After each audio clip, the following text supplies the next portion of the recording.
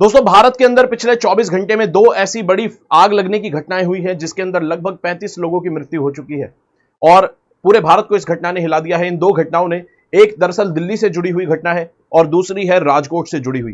पूरे मामले को दोस्तों यहां पर देखेंगे कि क्यों भारत के अंदर साल दर साल आप देखेंगे कि फायर से जुड़े हुए, आग लगने से जो जुड़े हुए एक्सीडेंट्स हैं वो बढ़ते जा रहे हैं और क्यों यहां पर सरकार जो है और लोग जो है ऐसे इंसिडेंट्स को रोकने में सफल नहीं हो पा रहे हैं। क्या कमी है, सारी बातों को यहां पर जानेंगे। नमस्कार दोस्तों, मेरा नाम है सुमित और आप है मेरे साथ let's crack UPSC CSE academy में। देखते हैं दोस्तों पूरा मामला यहां पर क्या है। अगर बात करें यहां पर दिल्ली के अंदर जो केस हुआ, यह दरअसल एक प्राइवेट हॉस्पिटल के अंदर हुआ जिसके अंदर 6 नवजात बच्चों की, यानी कि ऐसे बच्चों की जो कि इन्फेंट हैं, जिनकी उम्र सिर्फ कुछ ही दिन की थी, लगभग 25 दिन या उससे भी कम दिन के आपको उम्र के बच्चे मिलेंगे, जो कि 6 बच्चों की यहां पर मृत्यु हुई है। और ये जो आग लगने की घटना हुई है दिल्ली के अंदर, यहां पर एक प्राइवेट हॉस्पिटल था।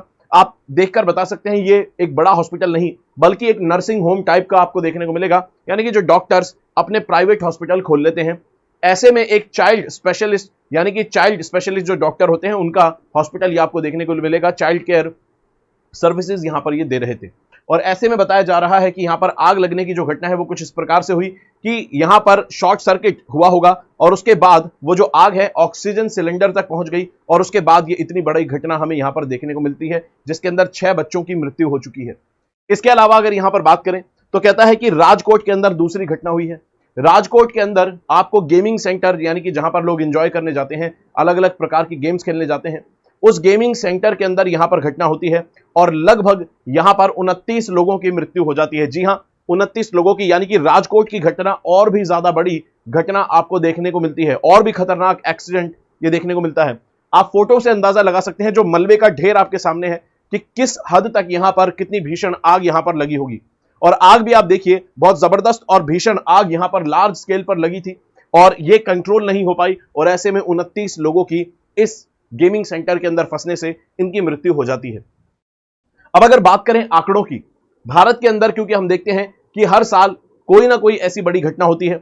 कभी दिल्ली के किसी कोचिंग इंस्टीट्यूट में आग लग जाती है, कभी मुखर्जी नगर के किसी इंस्टीट्यूट में आग लग जाती है, कभी किसी हॉस्पिटल के अंदर आग लग जाती है, कभी किसी गेमिंग सेंटर के अंदर आग लग जाती है। आखिर ये मामले होते क्यों हैं और आंकड़े क्या कहते हैं? तो अगर बात करें, यहां पर एनसीआरबी के द्वारा एक रिपोर्ट जारी की जाती है, accidents, death and suicide report in India. अगर बात करें यहां पर एक्सीडेंट्स और सुसाइड्स दोनों ही मामलों को यहां पर आंकड़ों में शामिल करता है ये एनसीआरबी की रिपोर्ट। ये बताती है कि लगभग 7,435 लोग अपनी जान गंवा चुके हैं 7,500 से ज्यादा फायर एक्सीडेंट के अंदर सिर्फ 2022 के अंदर, यानी कि लगभग 7,500 आपको 2022 के अंदर फायर एक्सीडेंट्स देखने को मिलते हैं जिसके अंदर 7,400 से ज्यादा लोग अपनी जान गंवाते हैं। सिर्फ एक साल का ये आंकड़ा है और दोस्तों ये वो आंकड़ा है जिसमें ऑफिशियल जो है केस दर्ज होते हैं और फिर यहां से आंकड़ा जारी होता है। ऐसे बहुत मामले होते हैं जहां पर मामले दर्ज ही नहीं हो पाते हैं, तो वो आंकड़ों के अंदर रिफ्लेक्ट ही नहीं हो पाते हैं। तो ये तो वो आंकड़े हैं जिनके मामले दर्ज हुए। ऐसे बहुत मामले होते हैं छोटे बड़े जहां पर आग तो लगती है लेकिन वो दर्ज नहीं हो पाते हैं। तो ऐसे में अगर 2022 की बात करें तो 2022 के अंदर ये बहुत बड़ा आंकड़ा है कि 7,000 से ज्यादा फायर एक्सीडेंट आपको देखने को मिल रहे हैं। क्या कारण है कि हम इनको अवॉइड क्यों नहीं कर पाते? जब हम ये आंकड़े देखते हैं तो हमें पता चलता है कि हमने कुछ भी नहीं सीखा जो भारत के अंदर पहली बड़ी घटनाएं हुई है आग से जुड़ी हुई। जैसे कि सबको याद है यहां पर उपहार सिनेमा केस, जो कि 1997 के अंदर दिल्ली के अंदर ग्रीन पार्क के अंदर एक सिनेमा है, उपहार हुआ करता था, जिसके अंदर यहां पर घटना होती है और लगभग इस घटना के अंदर 59 लोग, यानी कि लगभग 60 लोगों की यहां पर मृत्यु होती है। 59 लोगों को अपनी जान गंवानी पड़ती है। इसके अलावा 2004 के अंदर तमिलनाडु के थंजावुर के अंदर एक स्कूल के अंदर फायर एक्सीडेंट होता है जिसके अंदर लगभग 90 बच्चों की जान चली जाती है। तो ये बहुत बड़ी घटनाएं यहां पर ऑलरेडी हो चुकी हैं। इसके बाद हमें सीख लेकर ऐसी चीजों के ऐसे कानून बनाने चाहिए थे, ऐसे नॉर्म बनाने चाहिए थे, सेफ्टी नॉर्म्स बनाने चाहिए थे, स्टैंडर्ड बनाने चाहिए थे कि यहां से जो घटनाएं हैं इन पर रोक लगे। हालांकि भारत के अंदर सेफ्टी नॉर्म्स और स्टैंडर्ड जो है वो लागू हैं, वो आपको देखने को मिलेगा, एग्जिस्ट करते हैं, लेकिन उसके बावजूद भी ऐसी घटनाएं हमें देखने को मिलती है। इससे पता चलता है कि इन घटनाओं से ज्यादा कुछ हम ठीक से सीख नहीं पाए हैं। इसके अलावा अगर देखें कि भारत के अंदर सेफ्टी जो माहौल है फायर को लेकर, उसके क्या हालचाल हैं, फिक्की की एक रिपोर्ट है 2018 की जो बताती है कि जो शहरी भारत है वहां पर जितने फायर स्टेशन होने चाहिए उससे 40% कम फायर स्टेशन आपको देखने को मिलते हैं। कहता है कि less than 40% of the fire station it needs, यानी कि अर्बन एरिया के अंदर जितने फायर स्टेशन की जरूरत है उससे 40% फायर स्टेशन कम आपको देखने को मिलते हैं। यानी कि ऑलरेडी कैपेसिटी के लेवल पर ही फायर एक्सीडेंट्स के मामले में अगर रिस्पॉन्ड करने की बात है तो वहां पर कैपेसिटी ही आपको शहरी इलाकों में कम देखने को मिलती है। और इतना ही नहीं, आपको पता है अच्छे से कि भारत के जो शहर हैं वो बहुत अच्छे से वेल प्लान्ड नहीं है। ऐसे में सड़कें बहुत छोटी हो जाती हैं, गलियां सक्रिय हो जाती हैं, शहर अनऑर्गेनाइज तरीके से बसे हुए हैं और बहुत ज्यादा भीड़ के कारण जब आग के इंसिडेंट होते हैं तो बहुत ज्यादा भीड़ के कारण वहां तक मदद जो है वो भी टाइम पर नहीं पहुंच पाती है, क्योंकि जो फायर सेफ्टी जो ट्रक्स हैं वो उन एरियाज में जा ही नहीं पाते हैं। और ऐसे में ये घटनाएं हमें देखने को मिलती हैं। तो 40% से कम आपको यानी देखने को मिलेगा, जितनी जरूरत है उससे 40% कम फायर स्टेशन है, यानी कि कैपेसिटी ही आपको कम देखने को मिलती है। उसके अलावा 15th फाइनेंस कमीशन जो है, जो कि अभी आपको देखने को मिलेगा, 15th फाइनेंस कमीशन का दौर चल रहा है। 15th फाइनेंस कमीशन ने भी यहां पर बताया कि भाई भारत के अंदर फायर फाइटिंग जो इंफ्रास्ट्रक्चर है उसको मॉडर्नाइज करने की जरूरत है। और ऐसे में यहां पर हम देखते हैं कि ये दो आंकड़े, उसके अलावा ये रिपोर्ट, तो हमें पता चलता है कि हमें बहुत ज्यादा जरूरत है ये देखने का कि हमने जो नॉर्म्स बनाए हैं, जो कानून हमने ऑलरेडी बना रखे हैं, उनका पालन हो भी रहा है या नहीं हो रहा, और अगर नहीं हो पा रहा तो कमियां क्या है उसको सुधारने पर हमें फोकस करना होगा। अगर बात करें भारत के अंदर फायर सेफ्टी के स्टैंडर्ड्स की, तो आपको नेशनल बिल्डिंग कोड यहां पर देखने को मिलता है, और ये ब्यूरो ऑफ इंडियन स्टैंडर्ड्स के द्वारा जारी किया गया था ये कोड। और ऐसे में अगर बात करें, ये कोड आपको बताते हैं कि किस प्रकार से बिल्डिंग जो होती है, एक बिल्डिंग की कंस्ट्रक्शन में किस प्रकार की आपको चीजें, मटेरियल इस्तेमाल करना चाहिए, किस प्रकार के आपको सेफ्टी नॉर्म्स इस्तेमाल करने चाहिए। तो ऐसे में ये जो बिल्डिंग कोड है इसका पार्ट 4 जो है वो फायर सेफ्टी की भी बात करता है। तो फायर सेफ्टी की बात करता है, कंस्ट्रक्शन वगैरह बाकी सारी चीजों से जुड़ी हुई, तो फायर सेफ्टी की भी यहां पर बात करता है। और ऐसे में नेशनल बिल्डिंग कोड जो है, इसके फायर सेफ्टी मेजर्स जो है उसको इंप्लीमेंट करना चाहिए कानूनों के अंदर और बाय लॉज के अंदर, जो राज्य हैं उनके द्वारा, और फिर यहां पर इंप्लीमेंट करना चाहिए कि उनके राज्यों के अंदर जो बिल्डिंग्स बन रही हैं वो नेशनल बिल्डिंग कोड के फायर सेफ्टी नॉर्म्स और बाकी नॉर्म्स को फॉलो करते हुए बने। अब याद रखेंगे यहां पर यह है नेशनल बिल्डिंग कोड, ये कानून नहीं है, ये कुछ एक तरह से आप कह सकते हैं स्टैंडर्ड्स हैं, गाइडलाइंस हैं, जो कि कानूनों के द्वारा जिनको एनफोर्स करना चाहिए राज्य सरकारों को, और इनको 2016 में अपडेट भी किया गया था। अब अगर बात करें, ये तो हमने देखा कि डायरेक्शंस और गाइडलाइंस थी। अगर कानूनों की बात करें तो यहां पर आपको देखने को मिलेगा कि मॉडल बिल्डिंग बाय लॉज 2016 यहां पर सरकार के द्वारा, ministry of housing and urban affairs के द्वारा बनाए गए थे। तो यहां पर मॉडल लॉज क्यों लिखा हुआ है? दोस्तों, मॉडल लॉज वो लॉज होते हैं जो सेंट्रल गवर्नमेंट बना देती है, एक बार वो मॉडल लॉज होते हैं। उसके बाद राज्य सरकारें उन कानूनों को अपनी जरूरत के हिसाब से मॉडिफाई करके इंप्लीमेंट कर लेती है अपने अपने राज्यों में। ऐसा क्यों होता है? ऐसा इसलिए होता है दोस्तों, क्योंकि भारत के अंदर जो भी स्टेट सब्जेक्ट होते हैं, यानी कि जो भी ऐसे विषय होते हैं जिनके ऊपर राज्य सरकारें कानून बना सकती हैं, तब ऐसे में यहां पर सेंट्रल गवर्नमेंट एक मॉडल लॉ बना देती है कि भाई मैंने एक खांचा खींच दिया है, अब इसके हिसाब से, अपनी जरूरत के हिसाब से आप अपने राज्य के अंदर अपने हिसाब से कानून बना लीजिए। तो ऐसा ही मॉडल बाय लॉ सरकार ने यहां पर मॉडल बिल्डिंग बाय लॉ यहां पर बनाया था सेंट्रल गवर्नमेंट ने, ताकि स्टेट गवर्नमेंट जो है वो उसको अपने अपनी जरूरत के हिसाब से इंप्लीमेंट कर सके।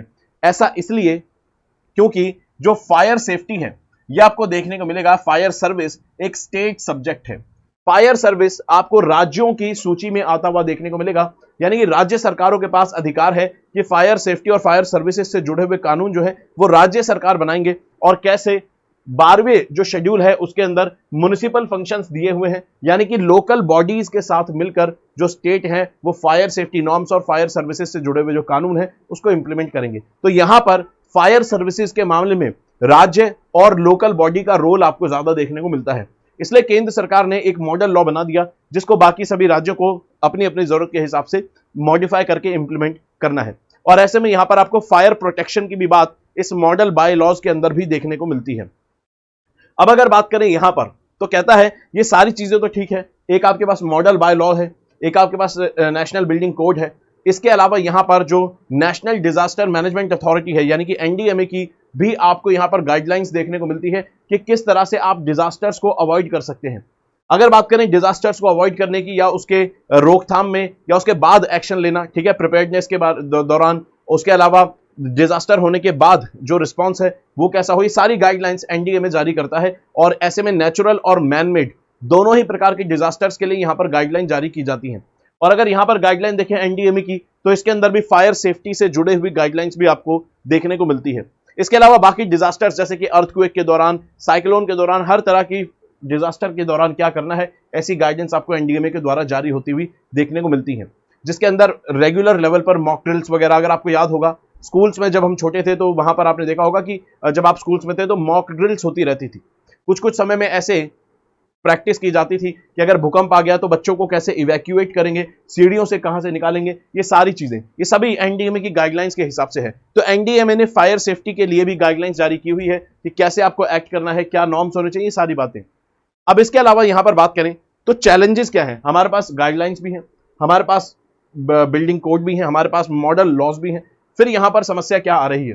तो चैलेंजेस की बात करें तो कहता है कि क्योंकि पूरे देश के अंदर कोई यूनिफॉर्म कानून नहीं है, हर जो राज्य है अपने हिसाब से कानून इंप्लीमेंट करता है, तो यहां पर जो नेशनल बिल्डिंग कोड है, ठीक है, ये एक तरह से रेकमेंडेशंस बनकर रह जाते हैं। ये रेकमेंडेटरी डॉक्यूमेंट है कि आपको ऐसा करना चाहिए, इसमें कोई लीगल फोर्स नहीं है। अगर राज्य इनको नहीं अपनाते तो कोई समस्या नहीं होगी, कोई लीगल प्रॉब्लम नहीं होगी। ये एक तरह की रेकमेंडेशंस है, इनको अपना भी सकते हैं, नहीं भी अपना सकते। तो नेशनल बिल्डिंग कोड एक तरह से रेकमेंडेटरी डॉक्यूमेंट के रूप में यहां पर बन जाते हैं, जिसकी वजह से नेशनल बिल्डिंग कोड की जो गाइडलाइंस है उसको कई बार इग्नोर किया जाता है। उसको कई बार लोकल लेवल पर जब प्रैक्टिकली काम होता है ग्राउंड पर फायर सेफ्टी वगैरह के मामले में, तो वहां पर ये जो कोड है इनको इग्नोर कर दिया जाता है। ऐसे कई मामले देखने को मिलते हैं। इसके अलावा अगर बात करें यहां पर, तो कोड जो है ये खुद अपने आप मेंशन करता है। यहां पर इस कोड के अंदर भी एक वीक पॉइंट या फिर एक लूप होल आपको देखने को मिलता है। ये कोड खुद कहता है कि जहां पर भी प्रैक्टिकल डिफिकल्टी हो, जहां पर भी आपको फायर सेफ्टी नॉर्म्स फॉलो करने में प्रैक्टिकल डिफिकल्टी आ रही हो, ठीक है, ऑन ग्राउंड, तो ऐसे में यहां पर जो लोकल हेड है फायर सर्विसेज का, वो क्या कर सकता है, ऐसे एग्जेम्पशंस दे सकता है। यानी कि वो कह सकता है कि यार बहुत प्रैक्टिकल यहां पर समस्या आ रही है, तो आप इस जो कानून है, ये वाला जो रूल है नेशनल बिल्डिंग कोड का, इसको फॉलो मत करिए, ठीक है। तो ये कोड खुद ही एग्जेम्पशंस की यानी कि छूट की बात भी करता है। तो ये समस्या आपको देखने को मिलेगी, पहले ही इग्नोर होते रहते हैं, उसके बाद छूट भी यहां पर खुद ही दे देता है। तो लूप होल एक आपको ये देखने को मिलता है। इसके अलावा जो फायर सेफ्टी ऑडिट्स हैं, उनको देखा गया है कि कई बार यहां पर फायर सेफ्टी ऑडिट्स जो है वो भी समय समय पर नहीं किए जाते कि भाई किस प्रकार से बिल्डिंग के अंदर सेफ्टी मेजर्स लिए जा रहे हैं या नहीं लिए जा रहे हैं, ये सारी बातें कि as per the rule building बनी है, कोई बच्चों का कहां से रास्ता निकलने का है, लोगों कहां से इवैक्यूएट करेंगे, अगर बिल्डिंग में आग लग जाती है तो निकलने के एस्केप रूट्स क्या हैं, ये सारी बातें, ठीक है, ये सारी बातें जो है, ये सारे ऑडिट जो किए जाने चाहिए, ये सब यहां पर नहीं होते हैं। तो ये सब चैलेंजेस आपको देखने को मिलते हैं। और दोस्तों यहां पर अगर बात करें तो आपको देखने को मिलेगा कि नियमों का भी पालन यहां पर नहीं किया गया है। खासतौर पर जो गुजरात वाला मामला था, यहां पर आपको देखने को मिलेगा कि ऐसे मटेरियल्स बिल्डिंग्स के अंदर रखे हुए थे जिसकी वजह से वहां पर आग तेजी से फैली। जैसे अगर बात करें, बताया जा रहा है कि इस गेमिंग सेंटर के अंदर आपको थर्मोकॉल की शीट्स देखने को मिलेगी, फाइबर, प्लास्टिक जो फाइबर होता है उससे बना हुआ मटेरियल जो है वॉल्स और छतों पर लगा हुआ, वो आपको देखने को मिलेगा। और ऐसे में यहां पर वेल्डिंग का भी काम चल रहा था, तो वेल्डिंग का भी काम चल रहा था, साथ में यहां पर ऐसा मटेरियल बिल्डिंग के अंदर देखने को मिलेगा जो कि तेजी से आग पकड़ सकता है। इसकी वजह से यहां पर आपको आग लगती हुई नजर आएगी। और इतना ही नहीं, यहां पर बताया गया है कि जो फायर सेफ्टी से जुड़े हुए नो ऑब्जेक्शन सर्टिफिकेट यानी कि एनओसी लेनी होती है लोकल बॉडी से, वो भी यहां पर इस गेमिंग सेंटर ने नहीं ली हुई थी। साथ में इतना ही नहीं, फायर फाइटिंग इक्विपमेंट्स जो हैं वो भी आपको देखने को मिलेंगे, वो भी यहां पर नहीं थे। तो ऐसे में कानून के हिसाब से अगर देखें तो यहां पर रूल्स का भी उल्लंघन गुजरात वाले मामले के अंदर आपको देखने को मिलता है। तो ये था दोस्तों पूरा मामला। और ऐसे में अगर आगे बढ़े तो आप देख सकते हैं यहां पर, ठीक है, ये चीज हमें ये बताती है, जैसे बोलते हैं कि कानून को बनाना ही सफिशिएंट नहीं है, उसको इंप्लीमेंट करना भी जरूरी है, और in the letter and the spirit, ठीक है। तो ये चीज कई बार आपको पेपर में देखने को मिल सकती है, उसमें आप एग्जांपल में इस्तेमाल कर सकते हैं कि कानून तो बने हुए हैं लेकिन उनका इंप्लीमेंटेशन ठीक से नहीं होता।